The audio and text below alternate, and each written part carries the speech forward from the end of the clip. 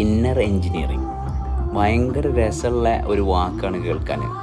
പക്ഷെ ഇത് രണ്ട് തരത്തിലാണ് വർക്ക് ചെയ്യുന്നത്. ഒന്ന് നമുക്ക് സ്വസ്ഥമായിട്ട് ജീവിക്കാനും, ഒന്ന് നമ്മൾ സ്വസ്ഥതയിലാണെന്ന് തോന്നുന്ന ഭാഗവും.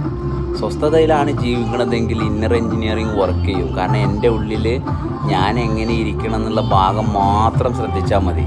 മനസ്സിലായോ? മറ്റേതെങ്ങനെയാ വെച്ചാൽ മറ്റുള്ളവരിലുള്ള ഞാൻ എങ്ങനെ ഇരിക്കണമെന്ന് ഞാൻ ഇരുന്നിട്ട് തീരുമാനിക്കണതാണ്. അതായത് മറ്റുള്ളവരെ കൺട്രോൾ ചെയ്യുക. കാരണം എനിക്ക് ഞാനെന്നുള്ളതിൻ്റെ കപ്പാസിറ്റി അറിയില്ല. അതുകൊണ്ട് മറ്റുള്ളവരെല്ലാവരും ഇങ്ങനെയായിരിക്കണം, എന്നാലേ എനിക്ക് സ്വസ്ഥമായിട്ടിരിക്കാൻ പറ്റുള്ളൂ.